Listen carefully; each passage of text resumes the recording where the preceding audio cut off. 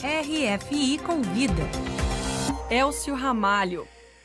O Haiti passa por uma grave crise política com repercussões em diferentes setores da sociedade. E para saber o impacto particularmente na educação, o RFI Convida de hoje conversa com Saulo Neiva, representante da Agência Universitária da Francofonia para o Caribe, e ele se encontra atualmente em Porto Príncipe. Muito bom dia, Saulo. Bom dia, Elcio. Muito obrigado pela sua disponibilidade, Saulo.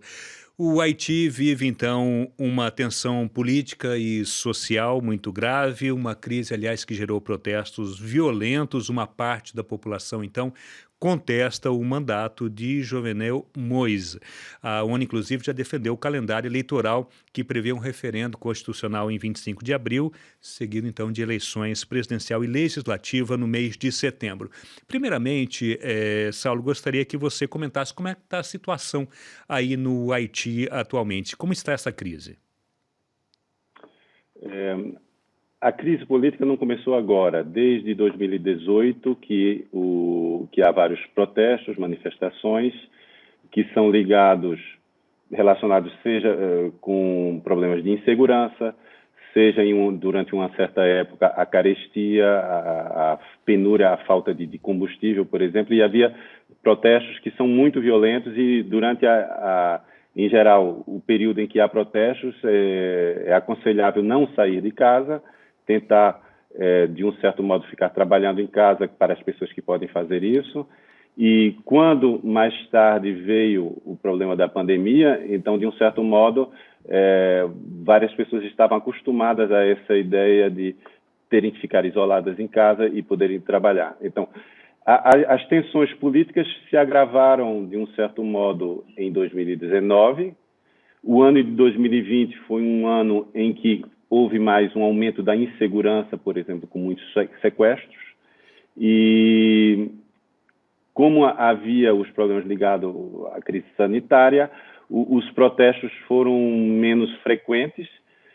E agora, no mês de fevereiro, em que o fim do mandato do presidente atual, Jovenel Moïse, a oposição apresenta o dia 7 de fevereiro de 2021 como sendo a data do fim do mandato, enquanto que o governo diz que o presidente tem um ano a mais de um mandato de 5 anos, como prevê a Constituição.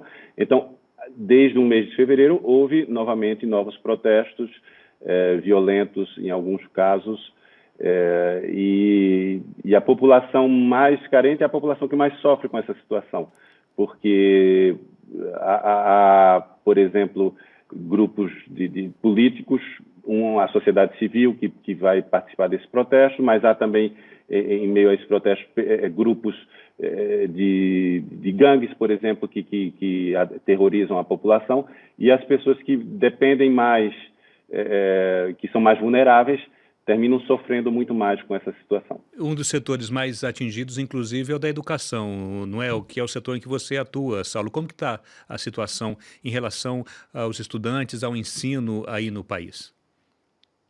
A situação da educação, o setor da educação é um setor bastante atingido porque sofreu com o período em que havia protestos políticos contra o governo atual, protestos contra a insegurança e também todo o período da pandemia. Então, são períodos em que as aulas são suspensas e durante meses e meses as crianças não podem ir às escolas, as universidades têm que reagir, encontrar soluções de urgência, como foi o que aconteceu um pouco no mundo todo durante a época da pandemia, mas essas dificuldades tinham começado já em 2019 para nós aqui no Haiti. E então realmente é uma situação difícil. É uma situação difícil ainda mais que, por exemplo, tudo que está relacionado com o ensino à distância, que é um setor em que a UF, a Agência Universitária da Francofonia, tenta apoiar as universidades e as escolas, é um setor que é debilitado no Haiti porque não há uma eletrificação completa do país. Então, há professores e estudantes, por exemplo, que não têm eletricidade 24 horas por dia em casa. Então, todo o acesso às plataformas de ensino, nós temos que encontrar soluções outras, como recurso, usar, por exemplo, o WhatsApp como apoio para o ensino à distância, pensar em um ensino que se faz de maneira assíncrona, mais do que sincrônica, quer dizer, o aluno recebe o material em casa e quando ele tem corrente elétrica, energia elétrica, ele pode ter acesso a estudar, mas tudo que é sincronizado é difícil realizar aqui no Haiti. É preciso encontrar outras soluções para que a educação siga, avance. Isso é uma situação, então, que cria ainda uma maior desigualdade social, que é um país também bastante atingido, né, por essa questão. Só agrava a questão da desigualdade, ou seja, um acesso muito limitado à educação. Vai comprometer, talvez, os próximos anos, as próximas gerações? Você acredita nisso, que isso é possível? Fica muito claro em um país como o Haiti o quanto as desigualdades sociais são agravadas por esse tipo de crise. Então, por exemplo, para dar um exemplo ainda no setor da educação, as escolas privadas mais ricas são escolas que, desde o início da suspensão das aulas em 2019 por causa de problemas de segurança, acompanharam as famílias enviando os cursos usando os recursos de ensino à distância, enquanto que as escolas que se dirigem à população mais modesta são escolas em que os alunos ficaram defasados e as famílias tiveram que encontrar soluções. Isso é muito claro. Em relação às universidades públicas, que em alguns casos estavam preparadas e em outros casos não era possível, e há algumas universidades privadas que têm um pouco mais de meios e que puderam acompanhar mais os estudantes apesar da suspensão das aulas presenciais. E no caso, Saulo Neiva, você que é o representante da Agência Universitária da Francofonia para o Caribe, o que a agência pode fazer num momento como esse? A UF já tinha, antes de 2019 e 2020, iniciativas relacionadas com o ensino à distância, mas o que é que nós percebemos? Houve uma urgência e o nosso apoio voltado para o ensino à distância e para essa transformação digital das universidades, todos esses projetos foram acelerados em 2020. O que é que nós fizemos? Nós fizemos um programa de formação de professores para que eles realmente entendam e utilizem uma pedagogia voltada para o ensino à distância ou para um ensino híbrido, em que há aulas presenciais e aulas à distância. Nós pudemos formar dentro do Caribe mais de 200 professores para essa pedagogia.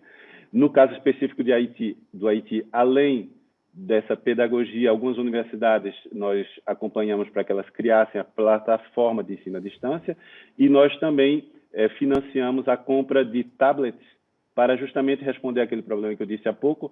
Os estudantes nem sempre têm computadores, nem sempre têm a possibilidade de ter energia elétrica 24 horas por dia, e o tablet é uma solução que vem apoiar uma pedagogia de ensino à distância em uma situação como a de um país como o Haiti. Então, essa pedagogia voltada para o ensino à distância, a criação de plataformas, o equipamento que é necessário para as universidades, no caso de 2020, foram tablets, porque era uma situação de urgência que nós encontramos. A partir de 2021, esse tipo de programa vai continuar e vai ser desenvolvido. Então, mais professores vão ser formados, mais universidades vão ser equipadas, porque o nosso objetivo é que o recurso ao ensino à distância deixe de ser feito por uma simples pressão das crises sanitárias que podem voltar, mas também que haja uma maneira de transformar a pedagogia apoiada também nesses recursos de ensino à distância, como uma maneira a mais de poder ensinar e desenvolver a universidade. Ok, muito obrigado então, Saulo Neiva, representante da Agência Universitária da Francofonia para o Caribe, que se encontra atualmente em Porto Príncipe, pela entrevista ao RFI Convida. Muito obrigado, Saulo. Muito obrigado.